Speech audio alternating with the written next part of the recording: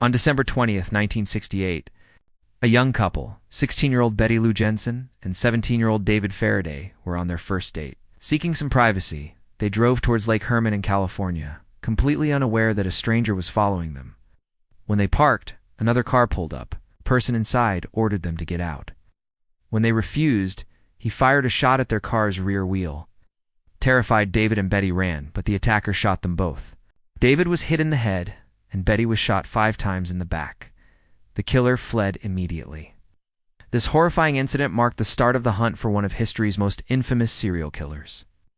Yes, we're talking about the Zodiac Killer.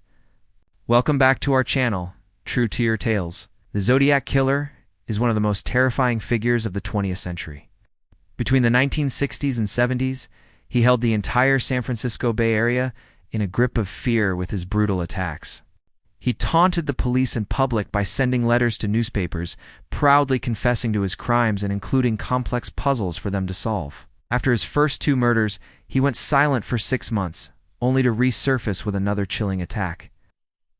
On July 4th, 1969, America's Independence Day, 18-year-old Darlene Ferrin and 16-year-old Michael Mageau were out to buy fireworks when they noticed a strange car following them. They tried to lose it by turning into the parking lot of Blue Rock Springs Park, but the car followed them in.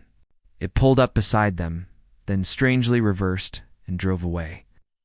Darlene and Michael felt a moment of relief, but it was short-lived. The car returned, this time blocking their path. A man got out, shining a powerful flashlight in their faces. They thought it might be a police officer, but without a word, he opened fire. Darlene died instantly, but Michael, though seriously injured, survived. He had seen the killer's face, which later helped police create a composite sketch.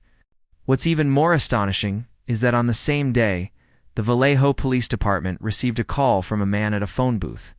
Before he could say anything, he hung up. This was the Zodiac Killer's very first call to the police. About a month later, on August 1st, he sent letters to 3 different newspapers. He claimed responsibility for the murders at both Lake Herman and Blue Rock Springs Park.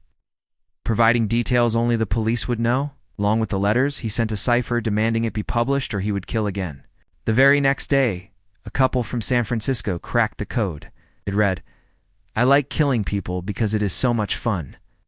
It is more fun than killing wild game in the forest because man is the most dangerous animal of all to kill."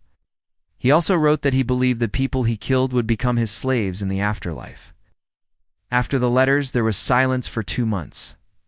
Then, on September 27, 1969, he struck again. A college couple, Brian Hartnell and Cecilia Shefford, were picnicking at Lake Berryessa. A man approached them wearing a black executioner-style hood with the Zodiac's cross-circle symbol on it. He pulled out a gun, demanded their money and car keys, then tied them up. He then took out a knife and brutally stabbed them both multiple times. Believing they were dead, he wrote a message on their car door detailing the time, date, and weapon used before leaving. A fisherman found the couple. They were rushed to the hospital, but Cecilia didn't make it. Brian survived and gave the police a detailed account of the attack. Just like before, the Zodiac called the police that night to confess. At this point, a clear pattern was emerging. The Zodiac targeted young couples. Attacks happened on weekends or near holidays, usually in darkness or at twilight. He proudly confessed after every murder, as if daring the authorities to catch him. Most of the crimes took place at well-known dating spots, often in or near a car, and almost always near a body of water.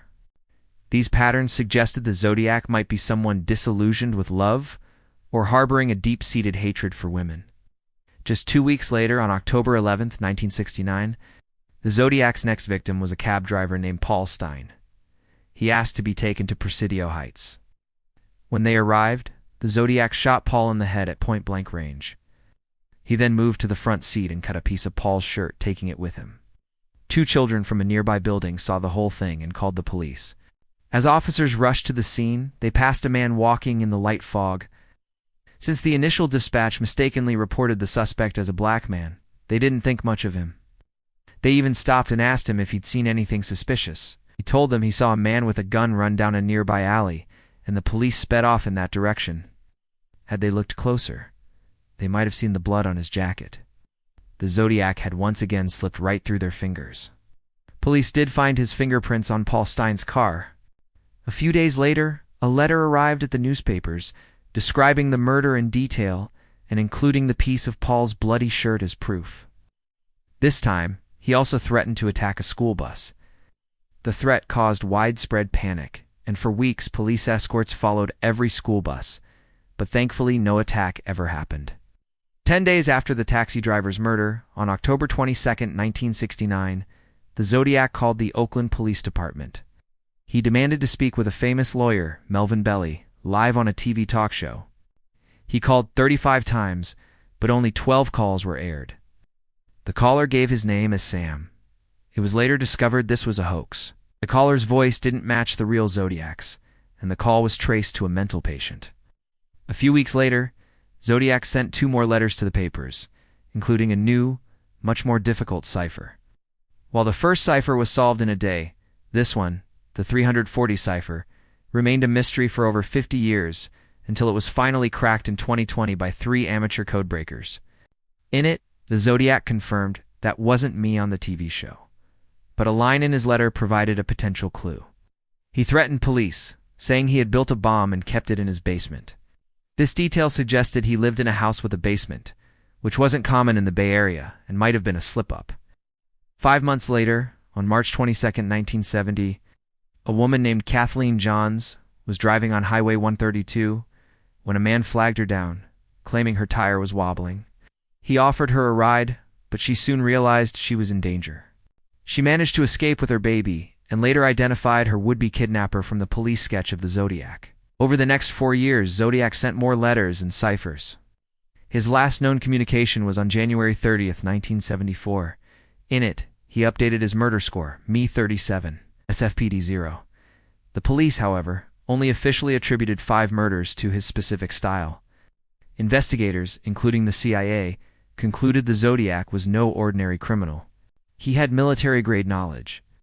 Footprints at crime scenes were from wing-walker boots, sold at military bases. His skill with codes and ciphers also suggested a military background. The case's notoriety led many people to falsely confess, making the investigation even harder. The primary suspect for years was Arthur Lee Allen. He had a military background and even owned a watch with the brand name Zodiac, but his handwriting and fingerprints never matched the evidence. Another suspect, Richard Gaikowski, resembled the police sketch, but again, the physical evidence didn't match. In total, police investigated over 2,500 potential suspects, but none of them fit the profile completely. Despite becoming one of the most famous unsolved cases in modern history, the true identity of the Zodiac killer remains a mystery. Who was he? Why did he commit these heinous crimes? And what was his true motive, beyond the strange claims of collecting slaves for the afterlife? These are questions that, to this day, continue to haunt us all. Thanks for watching. If you found this story intriguing, don't forget to like, subscribe, and hit the notification bell for more true crime tales.